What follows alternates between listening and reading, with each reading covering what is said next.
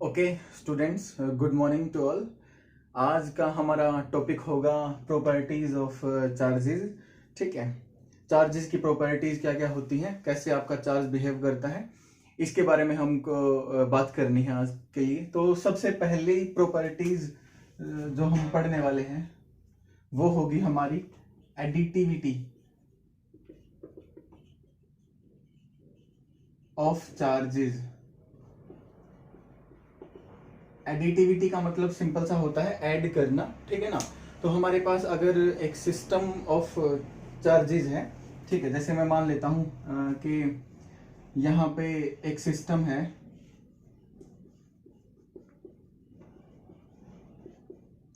और इस सिस्टम के अंदर कुछ चार्जेस आपके पड़े हैं, जैसे कि Q1 charge, Q2 charge, Q3 charge, ऐसे बहुत सारे चार्जेस यहाँ पे हैं, ठीक है ना। Q3 कूलम, Q2 कूलम, कोई पॉजिटिव है, कोई नेगेटिव है, कोई फिर से पॉजिटिव है, ठीक है।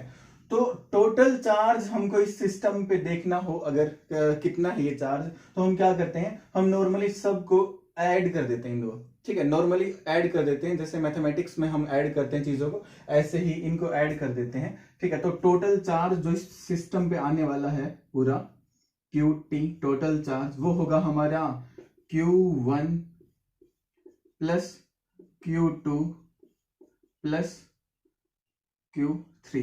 तो हम इनको एल्जेब्रिकली सिंपली ऐड कर देते हैं विद प्रॉपर साइन। ये हमारी प्रॉपर्टी होती है एडिटिविटी ऑफ चार्ज। अगर आप इसको लिखना चाहो तो लिख भी सकते हो, if the system contains n charges,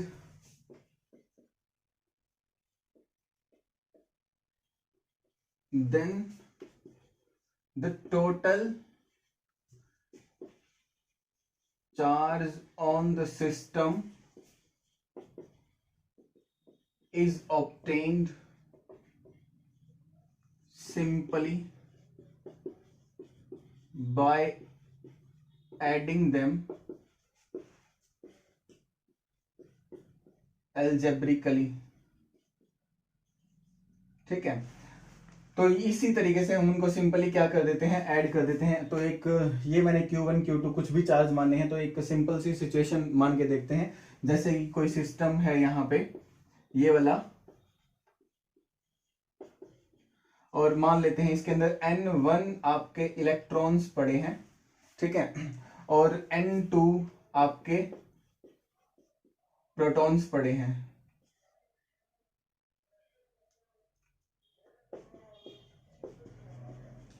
ठीक है। N1 आपके इलेक्ट्रॉन्स पड़े हैं और N2 आपके प्रोटॉन्स पड़े हैं। प्रोटॉन के ऊपर चार्ज कितना होता है, प्लस E चार्ज होता है, ठीक है ना। तो अगर मुझे टोटल चार्ज इस सिस्टम के ऊपर निकालना है Q टोटल, तो कैसे निकालूंगा मैं निकालता हूं कि charge on electron plus charge on protons, तो दोनों का चार्ज मुझे ऐड कर देना है। तो इलेक्ट्रॉन्स के ऊपर चार्ज देखता हूं, तो एक इलेक्ट्रॉन के ऊपर आपका माइनस E चार्ज होता है ना, ठीक है ना। और ये E क्या चीज है हमारी, E होता है एलिमेंट्री चार्ज। एक इलेक्ट्रॉन के ऊपर या एक प्रोटॉन के ऊपर जितना चार्ज होता है, जो कि 1.6 इंटू 10⁻⁻19 कूलम होता है, इसको हम E से डिनोट करते हैं, एलिमेंट्री चार्ज इसको हम बोलते हैं। हमारे नेचर में इससे कम चार्ज हमको नहीं मिलता है, कंबाइंड फॉर्म में तो बिल्कुल भी नहीं मिलता है, ठीक है ना। तो इससे कम चार्ज हमको नहीं मिलता है। तो सबसे कम, सबसे बेसिक यूनिट चार्ज की हम इसी को मानते हैं, E को, ठीक है। तो प्रोटॉन्स और इलेक्ट्रॉन्स के ऊपर चार्ज देख लेना है। तो एक इलेक्ट्रॉन के ऊपर चार्ज कितना मिलता है, एक इलेक्ट्रॉन के ऊपर चार्ज मिलता है E या फिर माइनस E, ठीक है। तो N1 के ऊपर कितना मिलेगा भाई, एक इलेक्ट्रॉन पे जब माइनस E है तो N1 पे कितना मिलने वाला है, माइनस N1E। इसी तरीके से यहां पे प्रोटॉन्स के ऊपर चार्ज हमको देखना है, तो एक प्रोटॉन पे कितना होता है, प्लस E, और N2 प्रोटॉन्स हैं, तो टोटल चार्ज कितना बना, N2 टाइम्स E। तो total charge is equals to E common आ गया, N2 minus N1 times E, ठीक है। तो ये हमारा टोटल चार्ज एक सिस्टम के ऊपर बन गया है। इस तरीके से हम चार्ज को सिंपली ऐड कर देते हैं। अगली प्रॉपर्टी क्या कहती है, अगली प्रॉपर्टी हमारी होती है कंजर्वेशन ऑफ चार्ज, चार्ज का conservation.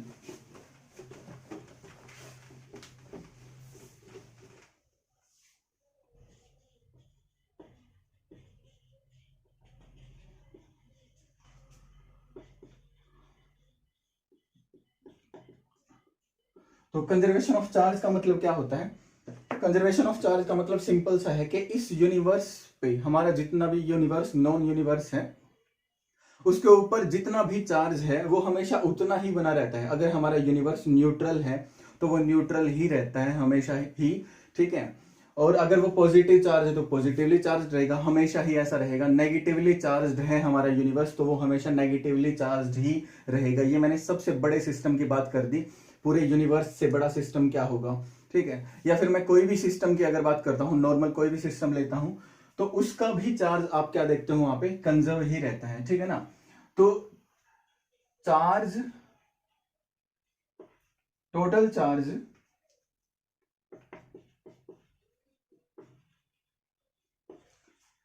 Of an isolated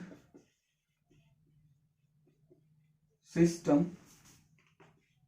is always conserved, ठीक है। तो एक आइसोलेटेड सिस्टम, एक ऐसा सिस्टम जिसके अंदर ना कुछ आ रहा है ना ही उससे कुछ जा रहा है, आइसोलेटेड सिस्टम है ये, ठीक है। तो आइसोलेटेड सिस्टम का जो टोटल चार्ज है वो हमेशा ही क्या रहने वाला है, वो कंजर्व रहेगा। जितना उसके ऊपर टोटल चार्ज है वही रहने वाला है हमेशा ही, ठीक है। मैं आपको ये नहीं बता रहा हूं कि चार्ज को कभी डिस्ट्रॉय नहीं किया जा सकता, चार्ज को कभी क्रिएट नहीं किया जा सकता। हाँ, चार्जेस को हम क्रिएट कर सकते हैं, चार्जेस डिस्ट्रॉय भी हो सकते हैं, लेकिन उससे भी नेट चार्ज के ऊपर कोई फर्क नहीं पड़ता है, ठीक है। चार्जेस अगर डिस्ट्रॉय होंगे तो वो पेयर में ही होते हैं। एक नेगेटिव चार्ज डिस्ट्रॉय होगा तो उतना ही मैग्नीट्यूड का एक पॉजिटिव चार्ज भी डिस्ट्रॉय होगा।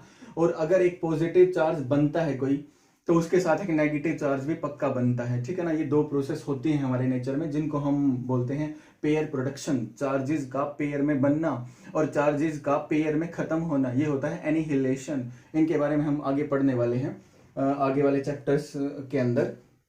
तो एक हमारे पास एक एग्जांपल लेते हैं, इसी का एग्जांपल लेके बताता हूं मैं कैसे। आपने बीटा डीके सुना होगा, रेडियो एक्टिविटी का फिनोमिना सुना होगा। बीटा डीके के अंदर क्या होता है, आपका एक न्यूक्लियस से कुछ पार्टिकल्स बाहर की तरफ निकलना स्टार्ट हो जाते हैं, अनस्टेबल होता है ये। तो इलेक्ट्रॉन्स निकलना वहां पे क्या कर देते हैं, स्टार्ट कर देते हैं बाहर की तरफ, ठीक है। तो वो प्रोसेस क्यों होती है, उसका बेसिक रूल क्या है? तो ये प्रोसेस होती है कि न्यूक्लियस के अंदर एक न्यूट्रॉन, ये न्यूट्रॉन को डिनोट कर रहे हैं स्मॉल एन, एक प्रोटॉन में और एक इलेक्ट्रॉन में टूट जाता है, ठीक है। मैंने क्या बताया, बीटा डीके जब प्रोसेस होती है, जब बीटा पार्टिकल्स आपके निकलते हैं, इन इलेक्ट्रॉन्स को ही बीटा पार्टिकल हम बोलते हैं। तो न्यूक्लियस के अंदर एक न्यूट्रॉन किस में कन्वर्ट हो जाता है, प्रोटॉन में। न्यूट्रॉन के ऊपर कोई चार्ज नहीं होता है, लेकिन प्रोटॉन पे कितना चार्ज होता है, प्रोटॉन पे प्लस ई चार्ज होता है, ठीक है। और इलेक्ट्रॉन पे कितना चार्ज होता है, इलेक्ट्रॉन पे माइनस ई चार्ज होता है हमारा, ठीक है। तो आप देखो यहाँ पे टोटल चार्ज इस तरफ कितना बन रहा है, टोटल चार्ज इस तरफ बन रहा है 0, न्यूट्रल, ठीक है। और ये जो हमारा न्यूट्रॉन है, इसके ऊपर भी कितना चार्ज होता है, 0। तो ये एक सिस्टम था, और ये जो दो पार्टिकल्स हैं इसी सिस्टम के तो हैं, ठीक है। तो ये एक सिस्टम और ये भी इसी सिस्टम का पार्ट है। तो इस सिस्टम पे कितना चार्ज था, 0, न्यूट्रल था ये। अब कंबाइंड फॉर्म में दो चार्ज बन तो गए, हमारे दो चार्ज बन गए हैं यहाँ पे नए, लेकिन एक चार्ज बना है माइनस ई और एक चार्ज बना है प्लस ई। तो टोटल आप देखोगे कितना बनने वाला है, 0 ही बनने वाला है। तो ये था आपका कंजर्वेशन ऑफ चार्ज। अगली प्रॉपर्टी क्या कहती है, अगली प्रॉपर्टी कहती है आपकी कि quantization of charge.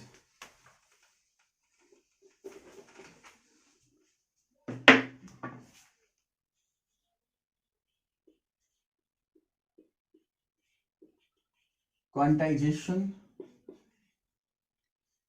Of charge. देखो, चार्ज हमेशा क्या होता है, क्वांटाइज होता है। क्वांटा, आपने क्वांटा वर्ड कहाँ पढ़ा होगा, आपने पढ़ा होगा एनर्जी में, ठीक है ना। लाइट सन से आती है पैकेट की फॉर्म में, फोटॉन्स की फॉर्म में, तो वहां आपने जरूर पढ़ा होगा पैकेट, एनर्जी पैकेट, ठीक है ना। तो इसी तरीके से जो आपका चार्ज है ना वो क्या होता है, क्वांटाइज होता है। क्वांटाइज का मतलब वो कोई भी वैल्यू नहीं ले सकता है। किसी भी बॉडी को जब हम चार्ज देते हैं या उसको चार्ज बनाते हैं तो कुछ भी वैल्यू चार्ज की हम उसको नहीं दे सकते हैं, या कुछ भी वैल्यू उससे चार्ज की नहीं ले सकते हैं।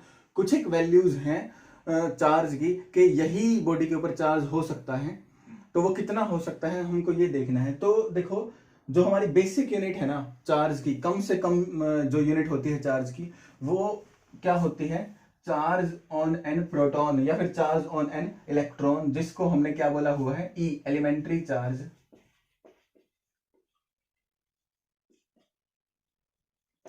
जिसकी वैल्यू हम कितनी पढ़ते आए हैं अभी तक, 1.6 10 टू द पावर -19 कूलम, ये पढ़ते आए हैं। तो किसी भी नॉर्मली चार्ज आपके इलेक्ट्रॉन्स प्रोटॉन्स की हम बात करने वाले हैं। चार्ज में किसी बॉडी को चार्ज हम देते हैं, किसी बॉडी को से चार्ज हम लेते हैं, तो इलेक्ट्रॉन्स और प्रोटॉन्स का ही क्या हो रहा होता है, वहां पे ट्रांसफर हो रहा होता है। ठीक है, तो इसी ई का इंटीग्रल मल्टीपल होगा आपका चार्ज किसी भी बॉडी के ऊपर। अगर मैं ये बॉडी ए और ये बॉडी मान लेते हैं बी, ठीक है, ये दोनों ही स्टार्टिंग में अनचार्ज्ड हैं, न्यूट्रल हैं। ठीक है, दोनों के अंदर पॉजिटिव चार्ज, इसके अंदर पॉजिटिव चार्ज और नेगेटिव चार्ज का जो अमाउंट है वो इक्वल है। यहां भी पॉजिटिव चार्ज का नंबर नेगेटिव चार्ज के बिल्कुल क्या है, इक्वल ही है। तो हमने देखा कि मान लिया मैंने इनको रब कर दिया और रब करने पे कुछ इलेक्ट्रॉन्स यहां चले गए हैं। ठीक है, तो मान लेते हैं 5 इलेक्ट्रॉन यहां पे चले आए। ठीक है, तो यहां पे 5 इलेक्ट्रॉन ज्यादा हो गई और यहां पे 5 इलेक्ट्रॉन की कमी हो गई। जब नेगेटिव चार्ज जाता है तो पॉजिटिव चार्ज इसके ऊपर आ गया है, तो यहां से 5 इलेक्ट्रॉन गए हैं, तो इसके ऊपर तो कितना चार्ज आ गया, -5 ई चार्ज आ गया, और इसके ऊपर कितना चार्ज आ गया, +5 ई चार्ज आ गया है। ठीक है, तो क्या मैं इसके ऊपर +5.5 ई चार्ज लेके आ सकता हूं, क्वेश्चन ये है। तो ऐसा नहीं कर सकते हैं हम। इसके लिए हमको क्या करना पड़ेगा, इसके लिए हमको यहां से आधा इलेक्ट्रॉन, हाफ इलेक्ट्रॉन ट्रांसफर करना पड़ेगा, और इलेक्ट्रॉन हाफ थोड़ी हो सकता है। ठीक है ना, तो एक ही इलेक्ट्रॉन जाएगा या फिर नहीं जाएगा। अगर एक इलेक्ट्रॉन जाएगा तो यहाँ पे +5 है, तो एक और इलेक्ट्रॉन चला गया तो यहाँ पे +6 हो जाएगा ना। ठीक है ना, तो यहाँ पे एक नंबर आने वाला है, ये जो नंबर आपका होगा ये हमेशा एक इंटीजर होने वाला है। ठीक है ना, और इस बॉडी के ऊपर या तो +5 ई चार्ज होगा या फिर +6 ई चार्ज होगा। इसी तरीके से इस बॉडी के ऊपर -5 ई चार्ज होगा या फिर आपका -6 ई चार्ज होगा। ठीक है, तो यहां तो इंटीजर आने वाला है ना। ठीक है, तो ये क्या आ रहा है हमारा, ये आ रहा है हमारा बॉडी के ऊपर टोटल चार्ज, और यहां भी ये क्या है, ये बॉडी के ऊपर टोटल चार्ज आ रहा है, ए के ऊपर या फिर बी के ऊपर, किसी के ऊपर भी देखो आप। तो टोटल चार्ज कैसे आ रहा है, टोटल चार्ज आ रहा है किसी इंटीजर को, ये कोई एन इंटीजर है, इसको मैं ई से मल्टीप्लाई कर रहा हूं। ई क्या है, बेसिक यूनिट ऑफ चार्ज, हमारी एलिमेंट्री चार्ज। ठीक है ना, और ये माइनस भी हो सकता है और ये प्लस भी हो सकता है। तो total charge on a body, total charge on a body can be integral multiple, multiple तो है ना ये ई का, और ये एन क्या है यहाँ पे, where n is n integer, जहां पे एन हमारा एक इंटीजर होगा। ओके, तो total charge on a body is integral multiple of basic unit of charge e. ठीक है, तो इसको हम लिख लेते हैं। क्वांटाइजेशन ऑफ चार्ज का मतलब क्या है कि charge on a body is integral multiple of basic unit of charge that is E। ठीक है, ये आपका होने वाला है। ओके, लेकिन इस बात का मतलब क्या हुआ है, इस बात का ये मतलब हुआ है कि चार्ज की कोई भी वैल्यू आप किसी ऑब्जेक्ट को नहीं दे सकते हो। लेकिन नॉर्मली आपने सुना होगा कि मैं कई बार बोल देता हूं या फिर आपको बुक्स में लिखा मिलेगा कि 5 microcoulomb charge, 6 microcoulomb charge, 7 microcoulomb charge, 7.5 microcoulomb charge या फिर 1 कूलम चार्ज। तो हम ये चीज देखना चाहते हैं क्या ये ठीक हम बोलते हैं, क्या 1 माइक्रोकूलम चार्ज हो भी सकता है, ठीक है ना भाई। अब कैसे पता चलेगा हमको कि 1 माइक्रोकूलम चार्ज एग्जिस्ट करेगा या नहीं करेगा, क्योंकि हम तो यही देख सकते हैं कि ई को किसी नंबर से मल्टीप्लाई करेंगे, जो नंबर यहाँ पे आने वाला है वही चार्ज एग्जिस्ट कर सकते हैं सिर्फ, ठीक है। तो एक और सिचुएशन देखते हैं अपन कि हमने स्टार्टिंग में देखा था कि कोई ये आपका प्लास्टिक ले लेते हैं या कॉम्ब ले लेते हो आप, कुछ भी प्लास्टिक का कॉम्ब है और ये आपका हेयर्स हैं या फिर फर जिसको हमने बोल दिया, और ये कोई कॉम्ब आपका है। तो जब हमने इसको इसके साथ रब किया था तो हमको पता है फ्रिक्शनल इलेक्ट्रिसिटी यहाँ पे आ गई थी, ठीक है। और ये दोनों ऑब्जेक्ट क्या हो गए थे, चार्ज हो गए थे। तो इनको सिर्फ और सिर्फ रब करने से ही इनके ऊपर एक चार्ज आ जाता है। वो पता है कितना होता है, 1 माइक्रोकूलम, लगभग अप्रोक्सीमेट इतना चार्ज तो आ ही जाता है फिर भी, ठीक है। और इस 1 माइक्रोकूलम चार्ज में कितने इलेक्ट्रॉन ट्रांसफर हो गए होंगे, यहां से इलेक्ट्रॉन गए होंगे, ठीक है ना। और ये नेगेटिव चार्ज हो गया होगा, इस तरफ आपका पॉजिटिव चार्ज हो गया होगा, या फिर इसका उल्टा कुछ भी, ठीक है। वैसे कॉम्ब के ऊपर आपका नेगेटिव चार्ज आने वाला है और हेयर्स के या फर के ऊपर पॉजिटिव चार्ज आने वाला है, क्योंकि आप पढ़ चुके हो इलेक्ट्रोस्टैटिक सीरीज, और इलेक्ट्रोस्टैटिक सीरीज में फर आपका ऊपर होता था और कॉम्ब मतलब प्लास्टिक या इबोनाइट वो आपका नीचे की तरफ था, ठीक है। तो इसको सिर्फ 1-2 बार ही रब करने से, या एक बार भी मैं ऐसे रब कर देता हूं, ठीक है, तब भी इतना सारा चार्ज इसके ऊपर आ जाता है। तो मैं देखता हूं इसमें कितने इलेक्ट्रॉन्स हैं, ठीक है। तो भाई अभी एक फॉर्मूला पढ़ा, total charge on a body can be integral multiple of basic unit of charge that is e. तो टोटल चार्ज कितना आ गया, 1 माइक्रोकूलम, और माइक्रो मतलब 10⁻⁻⁻⁶ और coulomb, this is equal to n, ठीक है। और ई क्या होती है, ई होती है आपकी 1.6 10⁻⁻19 कूलम। ये इतना चार्ज यहाँ पे ये होता है। इस कूलम से कूलम को कैंसिल कर सकते हो आप, और जो हमारा n बच रहा है वो बचा 10⁻⁻6 डिवाइडेड बाय 1.6 10⁻⁻19। तो इस नंबर को जब आप कैलकुलेट करने वाले हो तो लगभग अप्रोक्सीमेट कुछ 6 इंटू 10⁻12 एक नंबर आने वाला है, ठीक है ना। इस n की कोई यूनिट तो बची ही नहीं, यहाँ पे कूलम था, यहाँ पे कूलम था, कूलम कैंसिल हो गया, कोई यूनिट वगैरह नहीं बची। तो एक नंबर है जस्ट ये, तो कि कितने इलेक्ट्रॉन्स है, तो ये एक नंबर ऑफ इलेक्ट्रॉन आ गए। तो देखो 10⁻12 इलेक्ट्रॉन्स। मैंने क्या किया, मैंने सिर्फ एक ग्लास रोड को एक कपड़े के साथ सिर्फ ऐसे एक बार रब किया है, और एक बार रब करने से भी वो चार्ज हो जाती है, और इतना सारा चार्ज 1 माइक्रोकूलम चार्ज उसके ऊपर आ जाता है। तो देखो कितने ज्यादा इलेक्ट्रॉन्स, 10⁻12 इलेक्ट्रॉन्स यहाँ पे ट्रांसफर हो गए हैं। और एक इलेक्ट्रॉन के ऊपर चार्ज कितना है, एक इलेक्ट्रॉन के ऊपर चार्ज बहुत ही कम होता है, ठीक है ना, 10⁻⁻19 कूलम।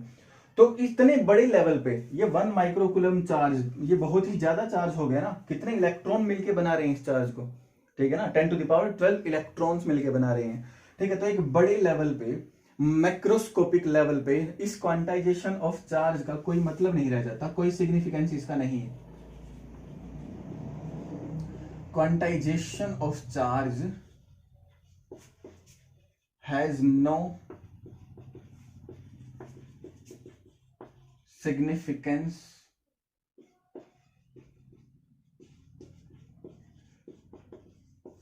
on macroscopic level. बड़े लेवल पे इसका कोई खास मतलब नहीं रह जाता। हम नॉर्मली कोई भी चार्ज रैंडम नंबर उठा सकते हैं और बोल सकते हैं कि इतना चार्ज, ओके।